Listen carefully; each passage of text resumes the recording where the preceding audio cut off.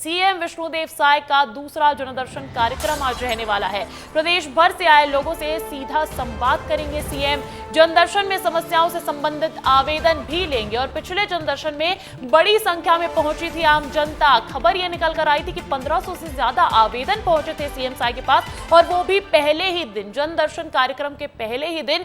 ऐसे में समस्याओं का आज भी तुरंत निराकरण किया जाएगा, क्योंकि आज सीएम विष्णुदेव साय का दूसरा जनदर्शन कार्यक्रम है। हर गुरुवार को यह जनदर्शन कार्यक्रम आयोजित किया जाएगा। आज दूसरा जनदर्शन कार्यक्रम है। जनता सीधा संवाद करने वाली है। सीएम विष्णुदेव साय से जनदर्शन में समस्याओं से संबंधित आवेदन लेंगे सीएम साय, और पिछले जनदर्शन में बड़ी संख्या में पहुंची थी आम जनता। समस्याओं का किया जा रहा है तुरंत निराकरण। वहीं देखिए, जनदर्शन में आई शिकायत पर एक्शन ले रही है विष्णु सरकार। सेजबहार में सरकारी जमीन पर अतिक्रमण की शिकायत पर हुई कार्रवाई, हटाया गया अवैध कब्जा। तो जहां जनदर्शन कार्यक्रम में आवेदन आ रहे हैं, जनता पहुंच रही है भारी संख्या में सीएम को बताने के लिए अपनी समस्या, तो वहीं सीएम विष्णुदेव साय उनकी समस्याओं का निराकरण भी कर रहे हैं। विष्णु के सुशासन में अवैध कार्यों पर हो रही है शीघ्र कार्रवाई। मुख्यमंत्री श्री विष्णुदेव साय जी ने प्रशासन को अतिक्रमण पर कड़ी कार्रवाई करने के स्पष्ट निर्देश भी दे दिए हैं। तो जहां जनता के आवेदन आ रहे हैं, आज भी जनता लेकर पहुंचेगी अपनी तमाम समस्याएं। तो उसी बीच जनदर्शन में आई शिकायत पर एक्शन भी ले रही है विष्णुदेव सरकार। एक एक्शन की जानकारी ये निकलकर सामने आ रही है कि सेजबहार में सरकारी जमीन पर अतिक्रमण की शिकायत पर कार्रवाई की गई है और अवैध कब्जा जो है वो हटा दिया गया है। तो कहीं ना कहीं अब विष्णुदेव साय सरकार एक्शन मोड में भी नजर आ रही है जनता की समस्याओं को लेकर। तो वहीं देखिए, रायपुर से इस वक्त की एक और बड़ी खबर है कि कांग्रेस जो है वो आज विरोध प्रदर्शन करने वाली है। बिजली समस्या पर आवाज बुलंद करेंगे कांग्रेसी।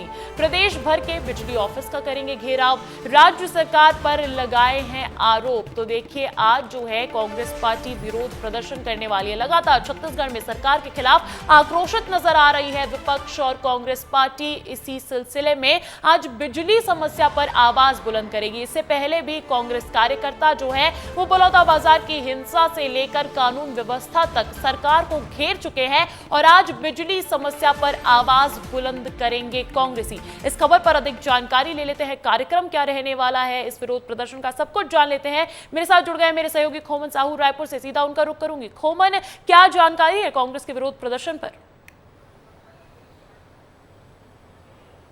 देखिए अंजलि, दोपहर 1 बजे प्रदर्शन शुरू होगा। प्रदेश भर में इस प्रदर्शन को किया जाएगा, क्योंकि लगातार कांग्रेस पार्टी जो है बिजली कटौती का मुद्दा उठाते रही है। लगातार सोशल मीडिया में तमाम उनके बड़े नेता हो, इसके पूर्व मुख्यमंत्री भूपेश बघेल की बात हो, वो लगातार बिजली कटौती का मुद्दा उठाते रहे। अलग अलग तरीके से मीम्स भी इसके वायरल होते रहे हैं। और अब जब कांग्रेस पार्टी इसका रूपरेखा बना चुकी है, दोपहर 1 बजे प्रदर्शन शुरू होगा।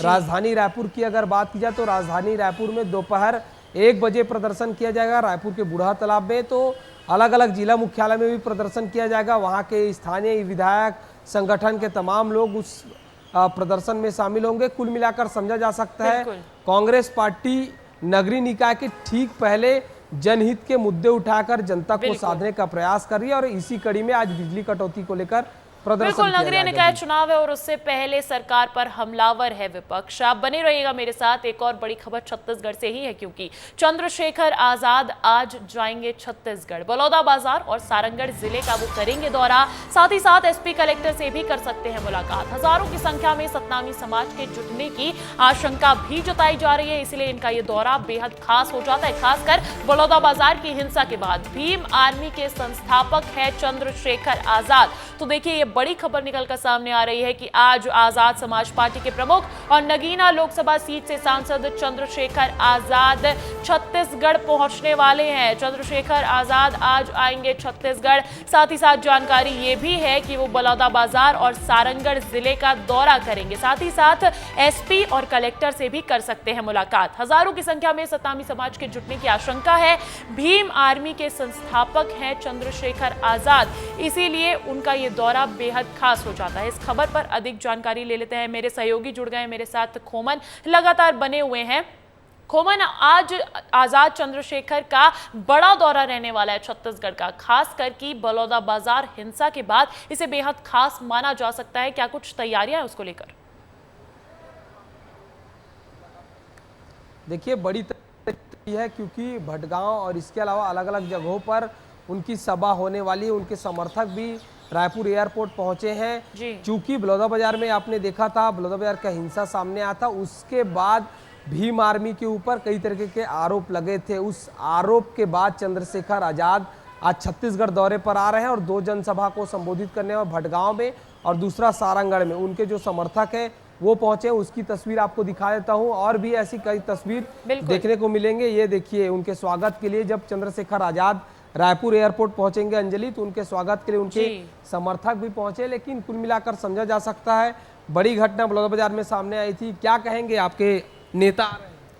4 जुलाई आज छत्तीसगढ़ का ऐतिहासिक दिन माना जाएगा और भीम आर्मी चीफ, आज़ाद समाज पार्टी के राष्ट्रीय अध्यक्ष और नगीना से नवनिर्वाचित सांसद माननीय एडवोकेट चंद्रशेखर आज़ाद जी, जो छत्तीसगढ़ में सतनामी समाज की आवाज़ को बुलंद करने के लिए आ रहे हैं।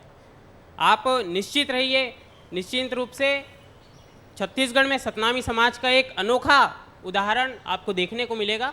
बस यही कहना है और जय भीम। जय।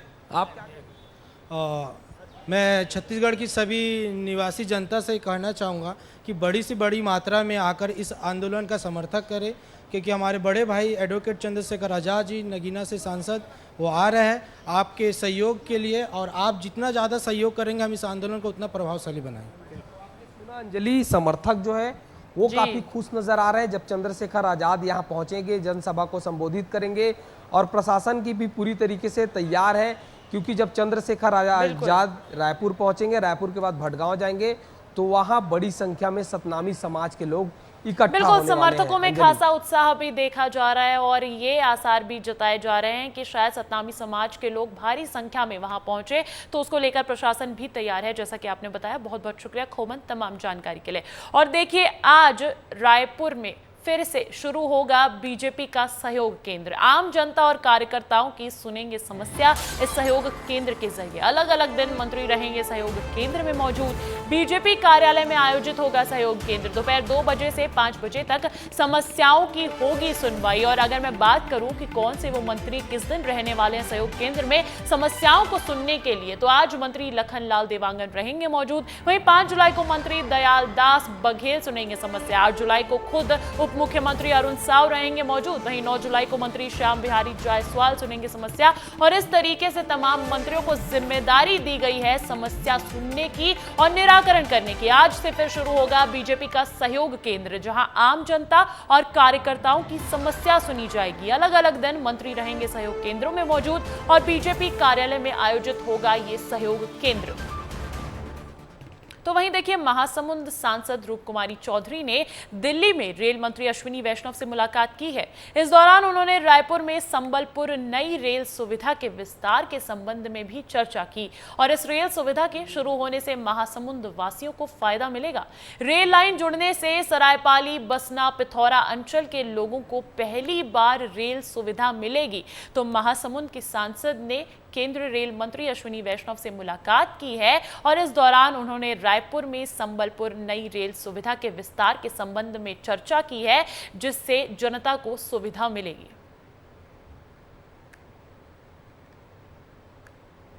और देखिए, चंद्रशेखर आजाद जो हैं वो पहुंच चुके हैं। आपको सीधा वहां ले चलते हैं कि क्या कुछ तस्वीरें निकलकर एयरपोर्ट की सामने आ रही है। उसकी खबरें वहाँ तक भी जा रही हैं। जिस तरह से भीम आर्मी को और सतनामी समाज को टारगेट किया गया है और बहुत बड़ी संख्या में लोग जेल में हैं और जिस तरह की जानकारी दी जा रही है कि उनको बहुत पीटा भी गया है, मैं कोशिश करूँगा कि जेल में जाके जो है लोगों से भी मिलूँ और उन परिवारों से भी मिलूँ।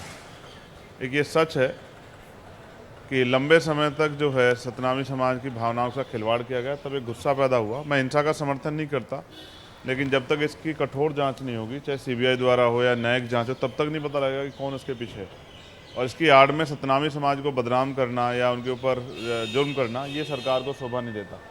तो मैं कोशिश करूंगा कि सब चीज़ों की जानकारी मिले और दोपहर बाद 2 बजे के बाद पीसी करके अपनी बात रखूँगा।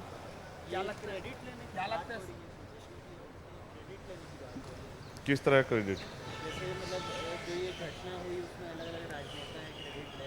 क्रेडिट ले रहे हैं तो जुल्म करना बंद कर दे सरकार को अपने गिरवान में झांक के देखना चाहिए कि पूरे थूथू हो रही है पूरे देश में, जिस तरह से इतने बड़े समाज पे जुल्म किया जा रहा है।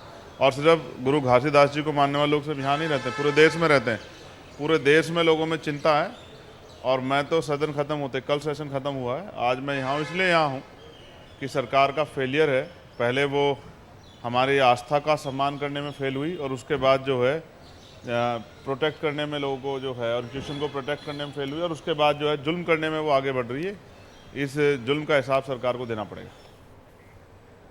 तो भीम आर्मी के संस्थापक चंद्रशेखर आजाद पहुंच गए हैं रायपुर। इसके बाद इनके तमाम कार्यक्रम रहने वाले हैं। सरकार पर हमलावर नजर आए, साथ ही साथ सनातनी समाज का पक्ष भी रखा। बढ़ते हैं अगली खबर की ओर। बड़ी खबर मिल रही है, 10 जुलाई को बीजेपी प्रदेश कार्य समिति की बैठक होनी है। बीजेपी प्रदेश अध्यक्ष बनने के बाद ये पहली बैठक है। किरण सिंह देव पहली बार राजधानी के बाहर बैठक लेने वाले हैं और बैठक को लेकर बीजेपी की तैयारी भी शुरू हो गई है। तो देखिए, 10 जुलाई को बीजेपी की प्रदेश कार्य समिति की अहम बैठक होनी है और इसमें किरण सिंह देव बतौर अध्यक्ष पहली बार ये बैठक लेंगे। किरण सिंह देव पहली बार राजधानी के बाहर लेंगे बैठक और बैठक को लेकर बीजेपी ने खासा तैयारी भी शुरू कर दी है। बात प्रदेश के मौसम पर कर लेते हैं। पहले मध्य प्रदेश के मौसम पर अपडेट दे दी जाए। भोपाल, इंदौर समेत कई जिलों में बारिश की संभावना जताई जा रही है। एमपी में 2 सिस्टम एक्टिव है और प्रदेश के 14 जिलों में तेज बारिश का अलर्ट भी जारी कर दिया गया है। कल भोपाल, इंदौर में दोपहर बाद हुई थी तेज बारिश और कई जिलों में आंधी बारिश और गरज चमक का अलर्ट भी जारी कर दिया है इसी के साथ। तो देखिए, भोपाल, इंदौर समेत कई जिलों में बारिश की संभावना जताई जा रही है। एमपी में 2 सिस्टम एक्टिव है, जिसके चलते इस तरीके का मौसम देखा जा रहा है। प्रदेश के 14 जिलों में तेज बारिश का अलर्ट जारी कर दिया गया है। कल भोपाल, इंदौर में दोपहर बाद हुई थी तेज बारिश और अब भी कई जिलों में आंधी बारिश और गरज चमक के साथ अलर्ट जारी कर दिया गया है। वहीं बात करें छत्तीसगढ़ के मौसम की, तो छत्तीसगढ़ में बदल सकता है मौसम। 3 दिनों तक कम होगी बारिश। आज प्रदेश के कई जिलों में होगी बारिश और 3 दिन बाद प्रदेश में बारिश के फिर आसार जताए जा रहे हैं।